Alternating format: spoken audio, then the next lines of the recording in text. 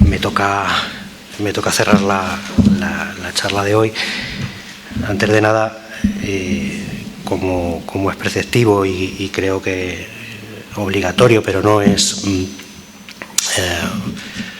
mucho menos una imposición, sino que es de justicia, pues me gustaría agradecer a Diego Clemente y al Museo la oportunidad que me brindan de poder dirigirme a ustedes y de hacerles partícipes de mis investigaciones de los últimos meses. Quiero también tranquilizarles, a pesar de que soy el último, yo hoy no traigo rondalla, no traigo guitarras, entonces no se va a prolongar mucho más de lo que yo pueda decirles para tranquilidad de todos ustedes.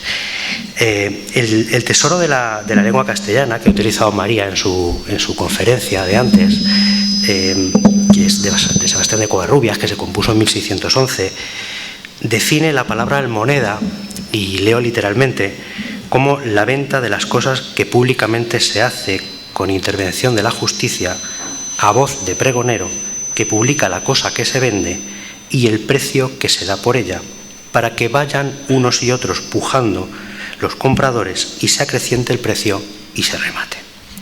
Por lo tanto, almoneda es subasta. Hay otra segunda acepción de la palabra almoneda en el diccionario de Covarrubias que complementa a esa primera acepción y que también me van a permitir que les lea literalmente.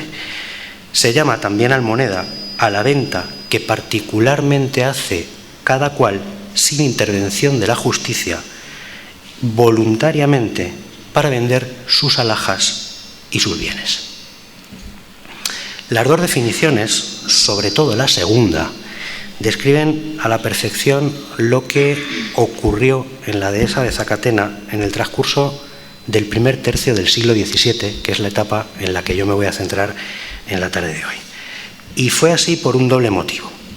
Primero, porque la corona, que en ese momento tenía muchísimas deudas, la sempiterna crisis del erario público de la corona, no dudó en poner aquel rico paraje, Zacatena, en el centro de las ambiciones de los cortesanos. Ahora veremos por qué.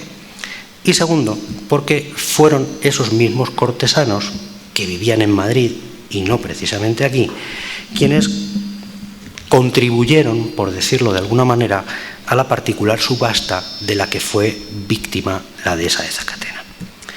Zacatena, ya lo saben, era uno de los muchos cotos ganaderos que tenía la Orden Militar de Calatrava en nuestra comarca. Y me van a permitir que les hable en cuerdas, porque nos vamos a entender mejor en cuerdas que en hectáreas, por eso somos de Daimiel, sus 15.484 cuerdas, aproximadamente unas 10.000 hectáreas, la convertían en la tercera dehesa más grande de todo el campo de Calatrava y, por supuesto, en la más grande del término municipal de Daimiel. En el término municipal de Daimiel, junto a la dehesa de Zacatena, estaba también la de Curenga, estaba también la de Gétar, aparte de las dehesas concejiles de las que no les voy a hablar.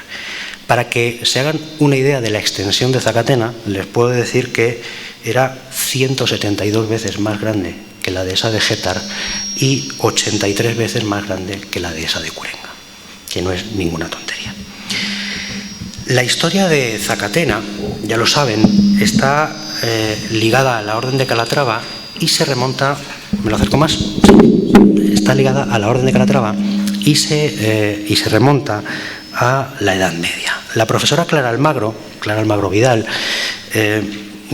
ha demostrado que en la Edad Media fue cuando la Orden de Calatrava se reservó para sí misma las tierras más ricas que tenía que repoblar, y entre esas tierras más ricas estaban las dehesas. Dentro de la evolución de la dehesa de Calatrava, de la dehesa de Zacatena, hay dos etapas medievales que podríamos definir con cierta precisión. Siglo XIII y siglo XIV, en la que la Orden de Calatrava hace un aprovechamiento directo de la dehesa, es decir, la Orden de Calatrava lleva a la dehesa sus propios pastos, sus propios ganados, y aprovecha de manera privativa sus propios pastos, y a partir del siglo XIV y del siglo XV esa gestión comienza a ser indirecta. La Orden se desprende de sus ganados, se queda con la propiedad de la dehesa y arrienda los pastos a particulares que traen los ganados a pastar a la dehesa. Entre esos particulares, principalmente, aunque no de manera exclusiva, estuvieron los hermanos del honrado concejo de la Mesta. Bien, En el siglo XVI hubo más cambios. El principal cambio que hubo no sé si he pasado una más, no, bien, en el siglo XVI hubo más cambios y el principal cambio que hubo se derivó de la incorporación de los maestrazgos de las órdenes militares a la corona.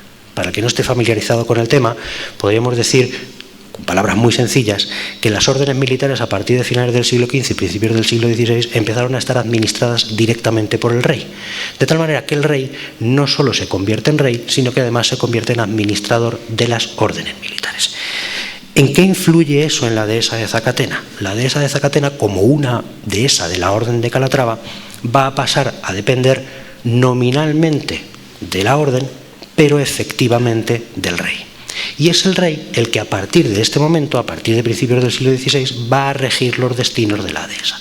¿Cuáles son los cambios principales que tienen lugar en Zacatena en el siglo XVI? Bueno, están relacionados con dos aspectos principales. Un aspecto normativo, se dictan unas ordenanzas de conservación de la dehesa, unas normas para que la dehesa se pueda regir y se pueda gobernar, que se dictan en 1562, que actualizan las viejas ordenanzas de 1450, y en segundo lugar, junto a ese aspecto normativo, también hay un aspecto administrativo, y es que se potencia la figura del guarda mayor de Zacatena. ¿Quién es este personaje? ¿Quién es el guarda mayor de Zacatena? Bueno, el guarda mayor de Zacatena es el personaje que va a controlar la vida de la dehesa, que ahora lo veremos, se va a ocupar de vigilar la integridad de los pastos, de vigilar la integridad de la pesca, de controlar el arbolado, de impedir que nadie pueda contravenir las ordenanzas que se han dictado previamente. El guarda, a lo largo de siglo y medio, la figura del guarda a lo largo de siglo y medio también experimenta una evolución. De manera tradicional, como tienen en la imagen, desde mediados del siglo XV hasta prácticamente mediados del siglo XVI, el guarda de Daimiel, el guarda de la dehesa de Zacatena, era el comendador de Daimiel. Es una anomalía, porque la dehesa pertenece a la mesa maestral de Calatrava y está gobernada por un comendador. Es como, si me permiten el ejemplo actual, como si pusiéramos al alcalde de Daimiel a gobernar la Diputación de Ciudad Real, ¿vale? Una anomalía. El comendador gobierna un territorio que pertenece a la mesa maestral. Bien, segundo cambio. El segundo cambio se da en 1562 y tiene lugar hasta 1567. En 1562 se detectan ciertas anomalías en la gestión de la dehesa, ciertas corruptelas, y el rey decide poner como guarda mayor a un personaje que no tiene absolutamente nada que ver con Daimiel. Un personaje que viene, si me permiten la expresión, virgen a Daimiel, que no conoce a nadie, que no conoce a los grupos de presión, que no tiene amigos y que por lo tanto se entiende que va a ser ecuánime en sus decisiones. Pero ese mandato de ese guarda mayor externo se prolonga solo durante 5 años. A partir de 1567 la corona vuelve a cambiar de estrategia y aunque no entrega la guardería mayor de Zacatena a los comendadores de la orden, sí la entregan a personajes de la comarca. Uno de esos personajes de la comarca que va a ser guarda mayor de Zacatena va a ser Gonzalo Basallán, que fue el fundador, por cierto, si no lo saben, se lo comento yo, el fundador del convento de los Carmelitas aquí en Daimiel. Finalmente, y lo que nos interesa para el siglo XVII, es que a principios del siglo XVII se van a operar otros cambios, y es la llegada de los guardas cortesanos. ¿Qué ocurre con los guardas cortesanos?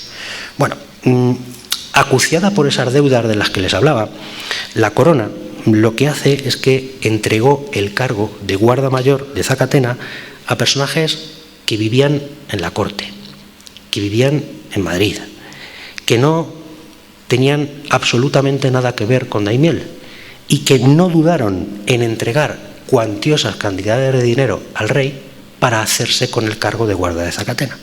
Y dirán ustedes, ¿qué gana un cortesano siendo guarda de Daimiel? Bueno, el proceso es un proceso de retroalimentación mutua. La corona, que necesita dinero, obtiene dinero de esos cortesanos. Los cortesanos, que necesitan cargos, obtienen un puesto con el que pasearse por la corte. Esa situación,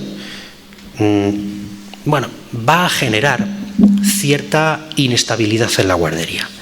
De haberse dado la presencia de estos personajes, de estos guardas mayores cortesanos en Daimiel, debió ser puntual, debió ser anecdótica y posiblemente solo vinieron por el pueblo a tomar posesión del cargo y poco más. ¿Qué se generaliza a partir de ese momento? Bueno, que delegan sus funciones, su gobierno, en otra figura. Y esa figura que aparece nueva, ahora la veremos en la pantalla, es la de los tenientes de guarda. Los tenientes de guarda mayor de Zacatena eran individuos, la mayor parte de las veces de la comarca, en un alto porcentaje de las ocasiones del pueblo, y que generalmente pertenecían al grupo que podríamos decir que formaba parte de los poderosos rurales. Grandes hacendados, propietarios, etcétera, etcétera. A estos tenientes de guarda es a los que les va a corresponder la vigilancia efectiva de la dehesa. Pero no a cualquier precio. ¿Por qué? Porque igual que el titular de la guardería tuvo que pagar al monarca para hacerse con el cargo, estos tenientes se vieron en la obligación de pagar al titular de la guardería para hacerse con el cargo de teniente de guarda. Vamos entrando ya en nuestra particular almoneda. El que quiere un puesto tiene que pagarlo. ¿Qué va a ocurrir en este siglo XVII? Bueno, los tenientes de guarda arrendaron el puesto, arrendaron las funciones de guarda, pero en adelante a ellos les va a corresponder la labor ingrata, incómoda, de enfrentarse a las gentes de Daimiel, a las gentes de la comarca, a la hora de llamarles la atención en torno a su buen o mal uso de la dehesa. A ellos, como les decía antes, les correspondía velar por el cumplimiento de las ordenanzas, nombrar a las guardas juradas, en la pantalla lo tienen, no es un error, la documentación les llama así, las guardas juradas, o los guardas menores, que eran sus subalternos, sus auxiliares, imponer sanciones, recibir el dinero de las multas y controlar, en definitiva, toda la dehesa. De tal manera que a partir de ese momento vemos cómo la figura del guarda mayor se diluye y cobra mucha más importancia la figura del teniente de guarda mayor. ¿De dónde obtenía su dinero el guarda mayor? ¿De dónde obtenía su modus vivendi el guarda mayor? Bueno, aquí también hay 4 etapas. El profesor Francisco Fernández Izquierdo ha demostrado que hasta 1562 las cuantías de las multas que imponía el guarda mayor se repartían entre el rey y el guarda. A más multas, más sueldo. A más multas, más beneficio también para la corona. Entre 1562 y 1567, con la llegada de ese guarda externo que no tenía absolutamente nada que ver con Daimiel, lo que hizo el rey fue poner al guarda un sueldo. También con la intención de velar por la idea de un comportamiento recto, un comportamiento ecuánime. Si este guarda tiene un sueldo y su sueldo y su bienestar no dependen de las multas que ponga, probablemente no caerá en la arbitrariedad de tener que imponer multas a diestro y siniestro. Pero este sistema dura muy poco y a partir de 1567 se vuelve a otro sistema, al sistema anterior, en el que el guarda cobra de las multas, pero ya no comparte con la corona los ingresos. A partir de 1567 la monarquía le da al guarda de Zacatena el 100% de lo que cobra de las multas. Y esa situación, a comienzos del siglo XVII, vuelve a cambiar. ¿Y por qué vuelve a cambiar? Porque con la entrega de la guardería mayor, a los cortesanos que viven en Madrid, el monarca también entregó un sueldo. ¿Pero qué hizo el guarda mayor? El guarda mayor no entregó ese sueldo a su teniente, sino que se lo quedó en Madrid y se lo quedó para su aprovechamiento propio. ¿En qué situación estamos? La situación en la que quedan nuestros tenientes de guarda, que recordemos que son personajes de la comarca, es que tienen que ejercer una labor ingrata, una labor dura, una labor de vigilancia sin sueldo y habiendo previamente hecho un desembolso económico tremendamente importante para hacerse con el cargo. Bien, me he detenido precisamente en estos aspectos en esta primera parte de la charla porque creo que esos aspectos organizativos son los que ponen de relevancia qué es lo que va a ocurrir a partir del siglo XVII en Zacatena. Uno de los personajes más prototípicos, el personaje que mejor encarna el escenario en el que se desenvolvió la dehesa de Zacatena en el primer tercio del siglo XVII, fue el guarda Gabriel Verdugo, cuyo nombre tienen en la imagen. Verdugo ocupó el cargo de teniente de guarda durante prácticamente toda la década de los años 20 del siglo XVII. Aproximadamente, ahora afinamos un poco más en las fechas, pero aproximadamente entre 1620 y 1630. Prácticamente no sabemos nada de él, no sabemos nada de sus orígenes, no sabemos nada de su extracción social, no sabemos a qué se dedicaba antes de llegar a Zacatena. Podemos suponerle un cierto ascenso social, podemos suponerle cierta riqueza porque fue capaz de adelantar determinadas cantidades de dinero que fueron importantes para hacerse con el tenientazgo de la dehesa. Solo sabemos que en 1630, cuando fue juzgado por el Consejo de las Órdenes Militares, tenía 40 años. Una carrera, bueno, adaptada a la época, que hoy nos podría parecer meteórica, pero que más o menos para la época cuadra con los estándares de ascenso social de la época. Las primeras noticias que tenemos de Verdugo datan de 1621. En 1621 se hace con el cargo de teniente de guarda, pero de una manera muy puntual. Lo abandona a los pocos meses porque se da cuenta de que el cargo le está costando dinero y abandona. Bien, a partir de 1622, finales de 1622, principios de 1623, es cuando Verdugo se hace con más dinero y en lugar de ser un guarda normal de la dehesa, lo que hace es que arrienda el cargo de teniente de guarda a un regidor de Villanueva de los Infantes, a un tal Ballesteros, a cambio de una importante suma de dinero, 2.000 ducados, pero este regidor de Villanueva de los Infantes le da plenos poderes sobre la dehesa. Tan grandes son esos poderes que a partir de 1624 Verdugo ya no arrienda el cargo de teniente de guarda, sino que compra el cargo de teniente de guarda. Es algo que hoy nos puede parecer extraño, que un cargo público se pueda comprar, pero que en la Edad Moderna era lo habitual. Bueno, a partir de 1624 Gabriel Verdugo es el teniente de guarda en propiedad. El guarda está en Madrid, el guarda era un tal Francisco Zapata, que era el caballerizo de Felipe IV, bueno, un tipo bastante importante en la época, pero vamos a concentrarnos en Gabriel Verdugo. La primera vez que Verdugo se la vio con los tribunales fue en 1622 y fue denunciado porque había permitido cortas ilegales en la dehesa. La madera de Zacatena, la leña de Zacatena no se podía cortar libremente, pero Verdugo, como guarda, no solo permitió que se cortara, sino que además hizo oídos sordos, ojos ciegos a ese corte de madera.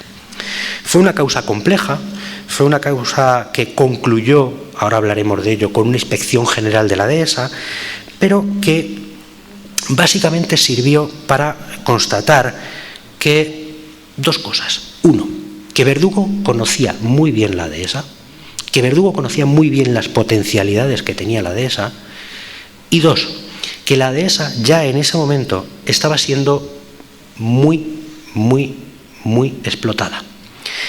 Fíjense en la enumeración de gentes y recursos que salían de Zacatena que hizo el propio Verdugo para defenderse.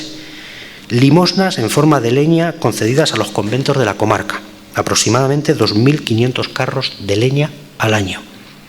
Concesiones a otras dignidades de la Orden de Calatrava, aproximadamente otros 800 carros de leña al año.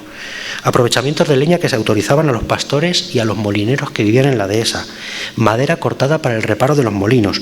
Concesiones autorizadas a vecinos y particulares. Y decía Verdugo, todo lo cual era una gran suma sin que yo, el guarda mayor, lo pudiera remediar. De Zacatena se estaba sacando muchísima cantidad de leña de manera legal, aparte la ilegal.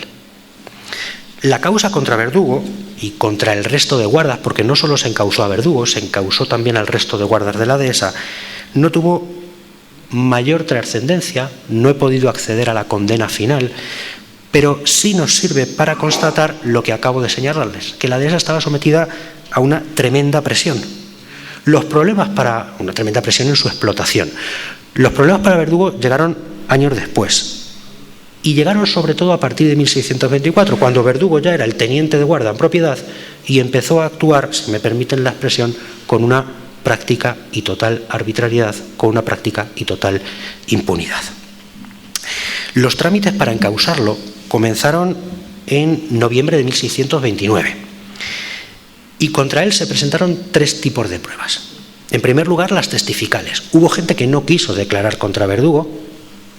Bueno, las alianzas del pueblo, soy amigo, tu cuñado es mi primo, tal, no conviene enfadarme contigo. Pero en general, la sumaria que se encausó contra él fue bastante amplia.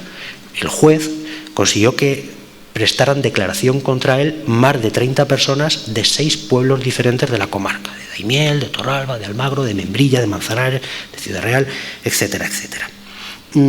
Esa fase de interrogatorios, esa fase de pruebas testificales terminó aproximadamente en marzo de 1630 y ya les digo, con la declaración de aproximadamente una treintena de personas. Las indagaciones continuaron con las pruebas periciales y las pruebas periciales consistieron principalmente en 3 tipos de observaciones. Primero se visitaron las majadas de la dehesa, segundo se visitaron los molinos y tercero se hizo un apeo general, un recorrido general por toda la dehesa, del cual les hablaré ahora porque es la última parte de la charla. Y finalmente estaban las pruebas documentales. El instructor tuvo la suerte de encontrar en el registro que hizo de la casa de Verdugo una mina documental, un filón documental, un cuaderno en el que el propio Verdugo iba anotando las cantidades de leña que iba entregando a los particulares y la cantidad de dinero que cada uno le debía. Lo cual empuja a pensar 2 cosas. O Verdugo era un pobre ignorante que apuntaba las cosas en las que delinquía, aunque bueno, por ahí han circulado papeles últimamente que tampoco vamos a dejarlo ahí, o Verdugo no tenía conciencia de haber estado haciendo nada malo hasta ese momento. Bien, fue suficiente para el juez.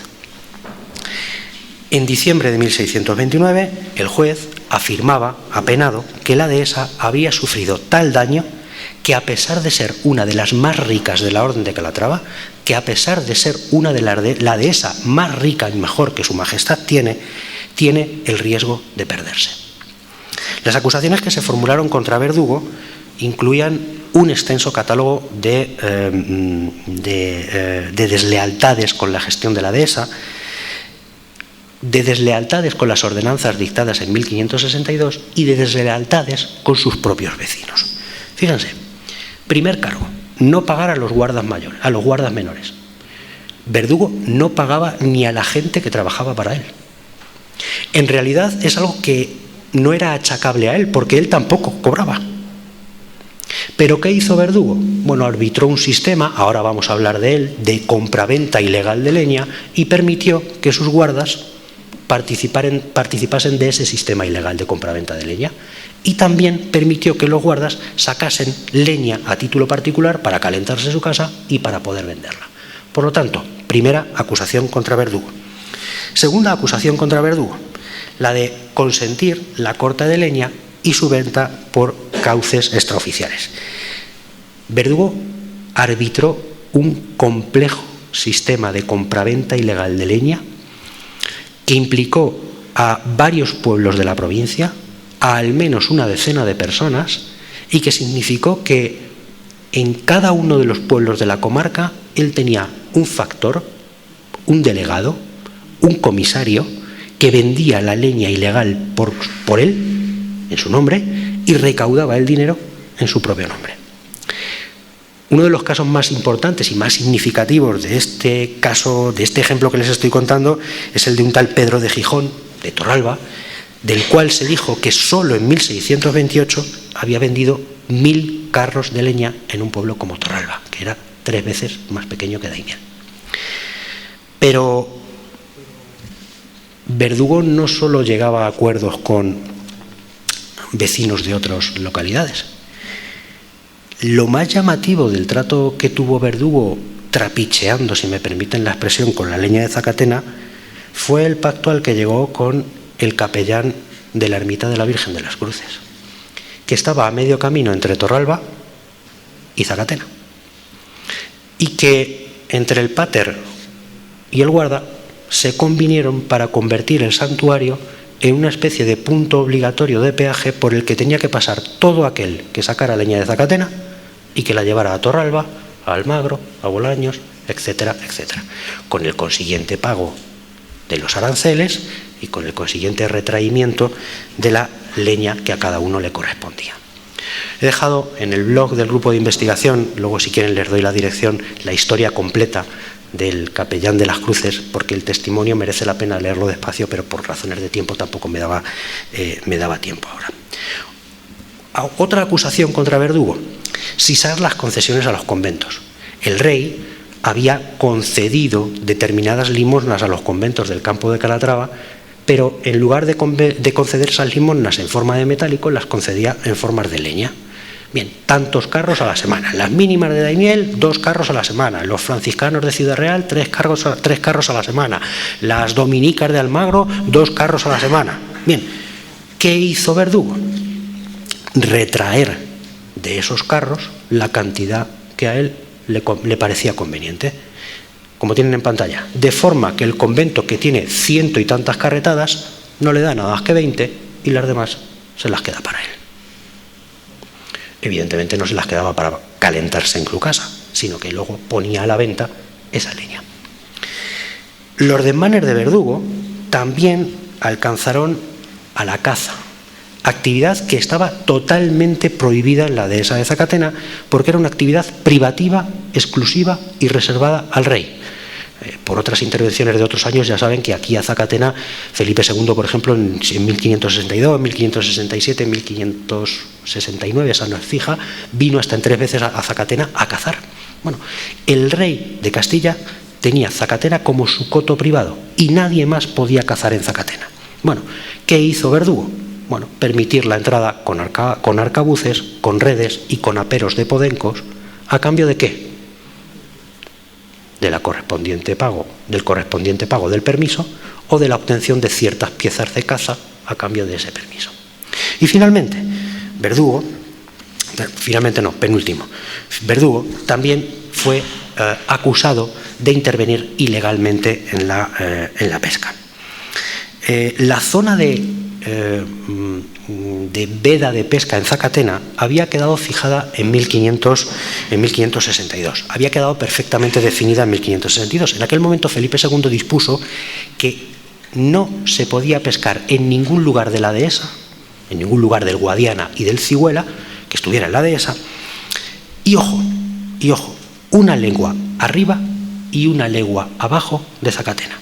Por lo tanto, estaba totalmente prohibido pescar entre el molino de la Parrilla y la fortaleza de Calatrava la Vieja, y por el Cigüela hasta el cerro de Entrambas Aguas. Ahí no se podía pescar. ¿Qué hizo Verdugo? Bueno, Verdugo dijo que concedía determinadas licencias de corta de leña, pero lo que permitía era que determinados personajes pasasen a la dehesa a pescar a cambio de obtener piezas de pescado, dinero en metálico o incluso a veces hasta grano. La última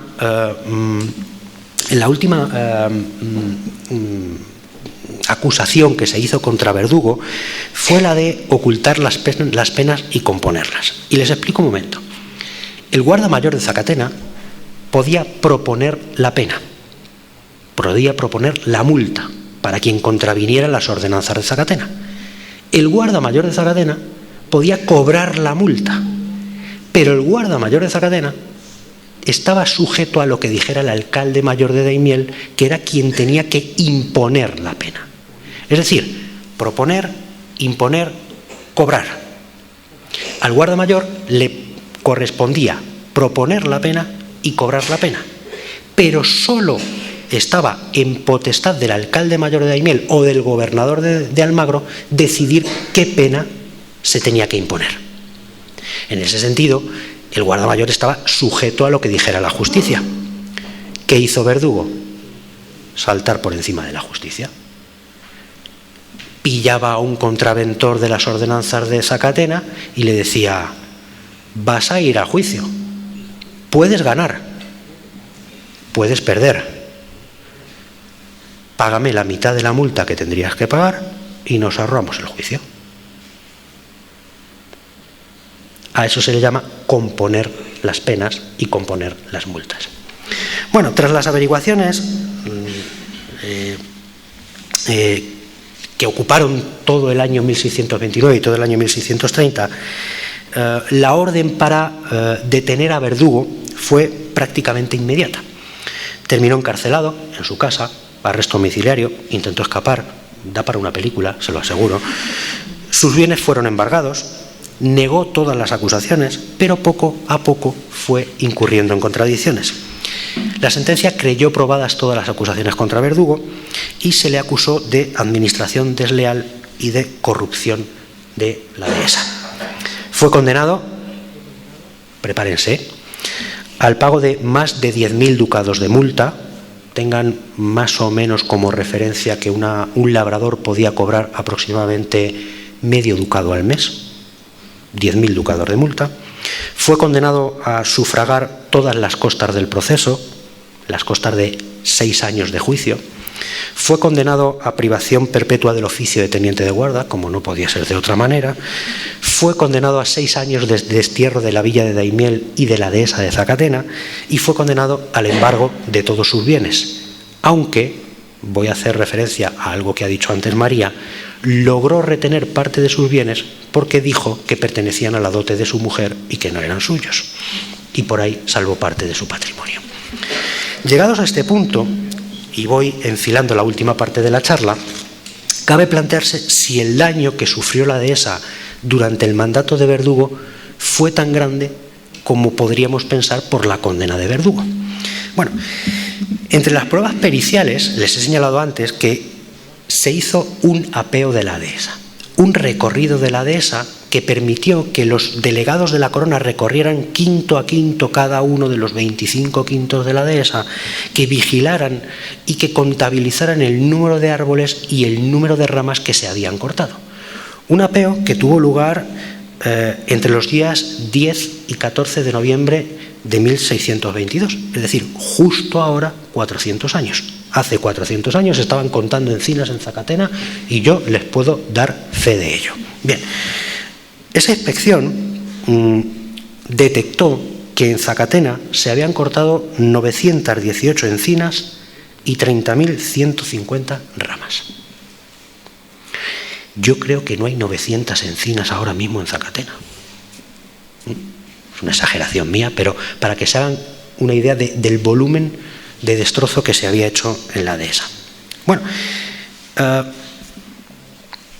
ese apeo de 1622, que es un apeo totalmente inédito hasta ahora, no lo habíamos sacado del archivo hasta hace 20 o 30 días, hace un mes más o menos, estimó que el daño que se había hecho a la dehesa era de casi 34,8 millones de maravedíes, casi 35 millones de maravedíes. Aunque la cifra puede parecer, bueno, aquí tienen el resultado del apeo, aunque la cifra puede parecer exagerada, conviene contextualizarla. Primero, podríamos decir, conocemos otros apeos similares, en el siglo XVII se hicieron apeos en 1610, en 1630, en 1645, en 1660, en 1694, las visitas a la dehesa eran constantes. Bueno, tenemos material suficiente y de sobra para comparar con el antes y con el después. Y es lo que he hecho yo para esta última parte de la charla, comparar el apeo de 1622 con otro apeo que se hizo en 1630 y con otro apeo que se hizo en 1610. ¿A qué conclusiones llegamos? Bueno, 34,8 millones de maravedíes, 10.000 ramas. Aunque pueda parecer exagerado, la cifra es inferior a lo que se detectó en 1610, pero es similar a lo que se detectó en 1630. Por lo tanto, bueno, podríamos decir que el destrozo fue, permítanme la expresión, el destrozo se situó en lo habitual de la época. Bien. Las cortas afectaban, tienen ahí el mapa de la dehesa, afectaban a todos los quintos. Es cierto que destacaron algunos, tanto por exceso como por defecto. Por ejemplo, el quinto de Juan García Serrano, que está muy cerca, bueno, está dentro, al final del Molino de Griñón, fue el quinto más dañado. 13,9, 14% de todos los daños que se causaron en la dehesa se causaron en ese quinto. En la misma situación, por ejemplo, en una situación parecida estaba el quinto de los Pradicos, pero luego había otros quintos, el de Algeciras, el de Bernales, el de La Puerta, el de Griñón, los más inundados, los que más estaban inundados por el agua, que apenas tuvieron afectación, en los cuales los daños apenas llegaron al 1% del total. En general, lo que se ve de este apeo de la dehesa de Zacatena es que todos los quintos sufrieron daños y que todos los quintos sufrieron un daño similar, situado más o menos entre el 2,5 y el 5, el 6% del total. Finalmente, Y si comparamos desde el punto de vista cronológico y espacial, lo que podemos ver es que hay cierta correlación en el expolio de la dehesa. Si se fijan en el mapa de 1610, verán que el gran daño que sufrió en 1610 la dehesa estaba en el sur, que en 1622 el daño continuó estando en el sur pero se fue desplazando hacia el norte, y que en 1630 los daños que se afectaron en la dehesa se detectan sobre todo en el norte. Dicho de otra manera y en lenguaje daimileño, los expoliadores de la dehesa iban a corte. Iban a corte. Cuando un quinto se quedaba sin árbol, empezaban con el siguiente y así. Ventaja que tuvieron: la enorme capacidad de regeneración de la dehesa. La enorme capacidad de regeneración de la dehesa. Termino y resumo. Zacatena fue un espacio privilegiado.